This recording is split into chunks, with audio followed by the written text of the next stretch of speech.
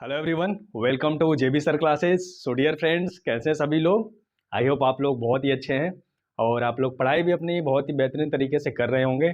So guys, आज के class में हम लोग स्टडी करने वाले हैं क्लास 12th फिजिक्स का chapter number 2, electrostatic potential and capacitance, वैद्युत विभव एवं धारिता। इससे पिछली क्लास में हम लोग पढ़े थे इलेक्ट्रिक फील्ड के बारे में, वैद्युत क्षेत्र के बारे में, कि किसी पॉइंट चार्ज के कारण इलेक्ट्रिक फील्ड कितना होता है, किसी डाइपोल के कारण उसके एक्सियल एंड इक्वेटोरियल पोजीशन में इलेक्ट्रिक फील्ड कितना होता है। तो अगर अभी तक आप लोग उस वीडियो को नहीं देखे हैं तो आई बटन में मैं उसका लिंक दे दूंगा और डिस्क्रिप्शन में भी मैं उसका लिंक दे दूंगा, जहां से जा करके आप लोग उस वीडियो को देख सकते हैं। सो गाइज, अगर हम लोग बात करें इलेक्ट्रिकल पोटेंशियल, वैद्युत विभव की, अगर इलेक्ट्रिकल पोटेंशियल की बात करें तो क्या होता है इलेक्ट्रिकल पोटेंशियल। तो पिछले लेक्चर में जैसा कि हम लोग पढ़े हैं इलेक्ट्रिक फील्ड के बारे में, इलेक्ट्रिक फील्ड हम लोग पढ़े थे। इलेक्ट्रिक फील्ड, तो इलेक्ट्रिक फील्ड को हम दो तरीके से रिप्रेजेंट कर सकते हैं। किसी चार्ज के कारण, किसी डाइपोल के कारण, या किसी चार्ज सिस्टम के कारण बनने वाले इलेक्ट्रिक फील्ड को हम लोग दो तरीके से बता सकते हैं, दो तरीके से रिप्रेजेंट कर सकते हैं। पहला तरीका होता है electric field intensity, electric field intensity E, and second हमारा है electrostatic potential, electrostatic potential V। यानी कि किसी भी चार्ज के कारण जो हमारा इलेक्ट्रिक फील्ड बन रहा है, इलेक्ट्रिक फील्ड क्या होता है, region around the charge particle in which any other charge particle experience force of attraction और रिपल्सन। तो किसी चार्ज के कारण अगर इलेक्ट्रिक फील्ड बन रहा है तो उस इलेक्ट्रिक फील्ड को हम दो तरीके से रिप्रेजेंट कर सकते हैं, by using electric field intensity और बाय यूजिंग इलेक्ट्रोस्टैटिक पोटेंशियल। तो यहां पे दोनों में डिफरेंस क्या होता है, electrostatic potential and electric field intensity, दोनों में बेसिक डिफरेंस क्या होता है। इलेक्ट्रिक फील्ड इंटेंसिटी क्या होता है, it is a vector quantity, vector quantity है। और इलेक्ट्रोस्टैटिक पोटेंशियल क्या है, स्केलर क्वांटिटी है, स्केलर क्वांटिटी है। तो कहने का मतलब ये है कि हम लोग इलेक्ट्रिक फील्ड को इलेक्ट्रिक फील्ड इंटेंसिटी के फॉर्म में भी रिप्रेजेंट कर सकते हैं, जो कि उसका वेक्टर फॉर्म को रिप्रेजेंट करेगा, और इलेक्ट्रोस्टैटिक पोटेंशियल के थ्रू भी हम लोग रिप्रेजेंट कर सकते हैं, बता सकते हैं, जो कि चार्ज के स्केलर प्रॉपर्टी को रिप्रेजेंट कर रहा है। तो इलेक्ट्रिक फील्ड इंटेंसिटी के बारे में हम लोग काफ़ी डिटेल में पढ़ चुके हैं कि किसी पॉइंट चार्ज के कारण क्या होगा, किसी डाइपोल के कारण क्या होगा, डाइपोल के कारण एक्सियल कंडीशन में क्या होगा, और इक्वेटोरियल कंडीशन में क्या होगा। सो आप लोग उस वीडियो को देख सकते हैं। हम लोग यहाँ पे बेसिकली बात करेंगे इलेक्ट्रोस्टैटिक पोटेंशियल। तो इलेक्ट्रोस्टैटिक पोटेंशियल क्या होता है, तो इलेक्ट्रोस्टैटिक पोटेंशियल को समझिए। जैसे यहाँ पे एक चार्ज है, यहाँ पे अगर एक प्लस क्यू चार्ज है, ठीक है, यहाँ पे प्लस क्यू चार्ज है, और इससे कुछ डिस्टेंस पे, इससे कुछ डिस्टेंस पे यहाँ पे एक पॉइंट हमारा है, this is point A and this is point B, ठीक है। और पॉइंट ए पर हमारा रखा हुआ है एक test charge Q naught, point A पे टेस्ट चार्ज रखा है क्यू नॉट। अब देखो यहाँ पे जो पॉजिटिव चार्ज है, प्लस क्यू चार्ज है, एक इलेक्ट्रिक फील्ड बनाएगा, एक इलेक्ट्रिक फील्ड बनाएगा। और अगर इस इलेक्ट्रिक फील्ड में, इलेक्ट्रिक फील्ड का डायरेक्शन क्या होगा, इसके कारण इलेक्ट्रिक फील्ड का डायरेक्शन क्या होगा, इस डायरेक्शन में होगा, इलेक्ट्रिक फील्ड का डायरेक्शन इस डायरेक्शन में होगा। और इसी डायरेक्शन में इस पॉजिटिव क्यू चार्ज के कारण इस प्लस क्यू चार्ज पे फोर्स लगेगा, इसका भी डायरेक्शन क्या होगा, यही होगा, फोर्स का डायरेक्शन होगा। यानी कि अगर हम इस क्यू नॉट चार्ज को, इस क्यू नॉट चार्ज को पॉइंट ए से पॉइंट बी तक हम ले जाएं तो हमको वर्क डन करना पड़ेगा, करना पड़ेगा कि नहीं करना पड़ेगा। क्यों वर्क डन करना पड़ेगा, क्योंकि अगर यह चार्ज पॉइंट ए पर है तो प्लस क्यू इस क्यू नॉट चार्ज पे एक फोर्स लगाएगा, जो कि रिपल्सन नेचर का होगा, प्रतिकर्षण प्रकृति का होगा। और अगर इस चार्ज को हम लोग पॉइंट ए से पॉइंट बी तक ले जाएंगे तो पॉइंट ए से पॉइंट बी तक ले जाने में हमको वर्क डन करना पड़ेगा। तो वही वर्क डन अगर यूनिट चार्ज को हम पॉइंट ए से पॉइंट बी तक ले जाते हैं तो इसी को हम लोग बोलेंगे potential difference between A and B. तो अगर हम लोग पोटेंशियल डिफरेंस की बात करें, पोटेंशियल डिफरेंस, पोटेंशियल डिफरेंस की बात करें, तो अब बताओ इस क्यू नॉट चार्ज को ए से बी तक लाने में हमें वर्क डन करना पड़ेगा, तो A will be at lower potential and B will be at higher potential. तो अगर इन दोनों के बीच में हम लोग पोटेंशियल डिफरेंस फाइंड करें और ए से बी तक चार्ज को ले जाने में अगर डब्ल्यू ए बी वर्क करना पड़ा, W A B, so potential difference between A and B V B minus V A equals to W A B upon Q naught. होगा कि नहीं होगा? यूनिट चार्ज को पॉइंट ए से point B तक ले जाने में जितना वर्क डन करना पड़ेगा, that is called the electrical potential between this two point. ठीक, तो यहाँ पे क्या होगा, V B minus V A equals to W A B upon Q, और यही पॉइंट ए और पॉइंट बी के बीच में पोटेंशियल डिफरेंस हुआ। ठीक है, अब देखो यहाँ पे इस इक्वेशन से क्या क्लियर हो रहा है, अगर इस इक्वेशन को फर्स्ट हम मान ले, इस इक्वेशन से क्या क्लियर हो रहा है, इस इक्वेशन से क्लियर हो रहा है VB is greater than VA। ठीक है, VB is greater than VA। ये तो हो गया दो पॉइंट के बीच में पोटेंशियल डिफरेंस। अगर हम लोग अब पोटेंशियल की बात करें, अच्छा बताओ इसका यूनिट क्या होगा, पोटेंशियल डिफरेंस का यूनिट क्या होगा? अगर हम लोग इसके यूनिट की बात करें तो इसका यूनिट क्या होता है, इसका यूनिट होता है वोल्ट।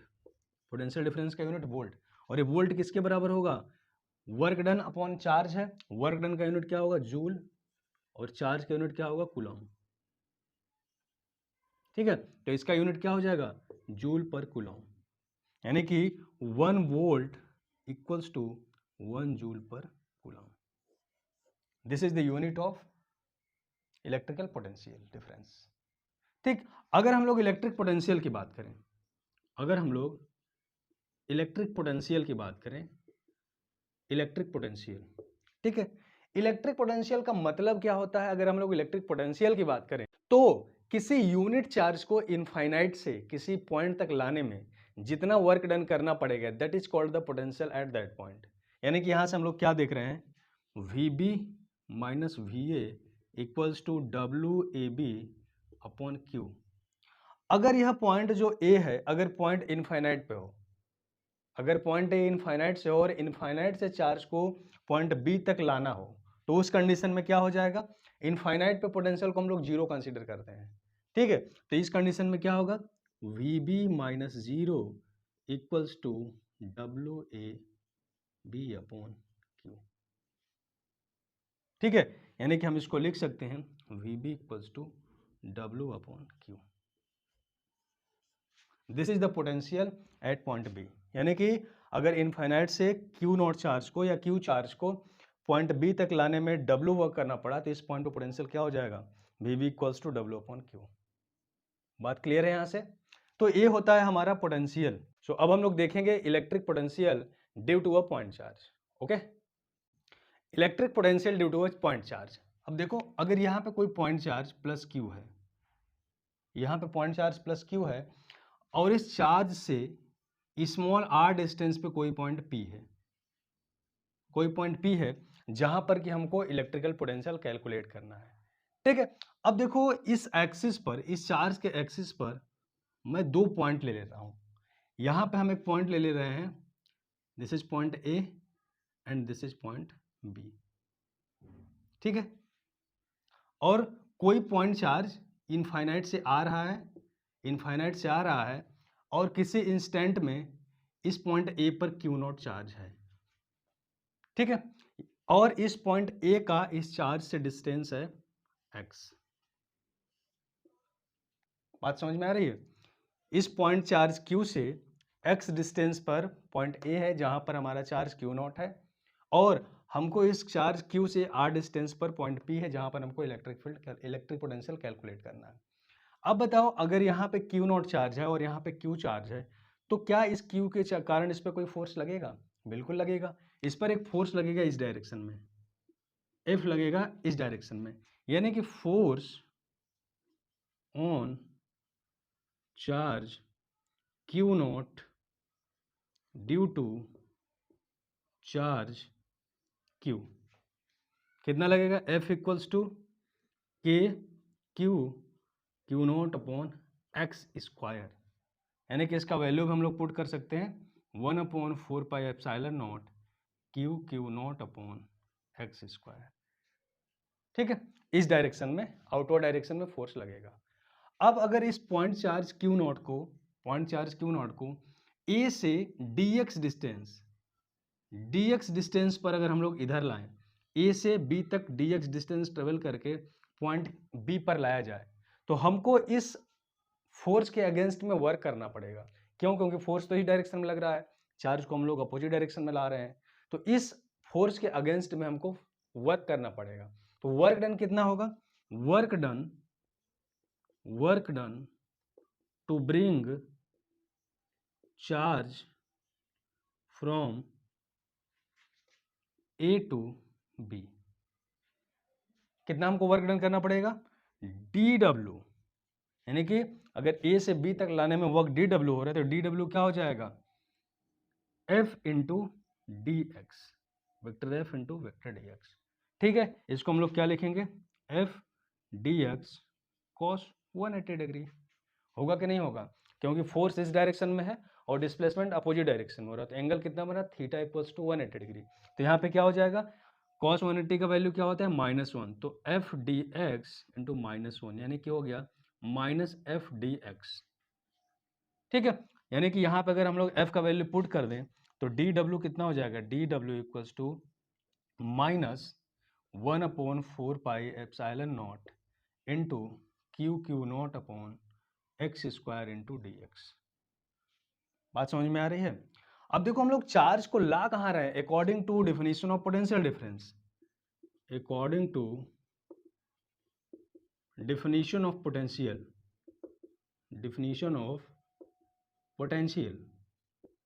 पोटेंशियल का डेफिनेशन क्या है? पोटेंशियल का डेफिनेशन है to bring unit charge from infinity to any point is called the potential at that point.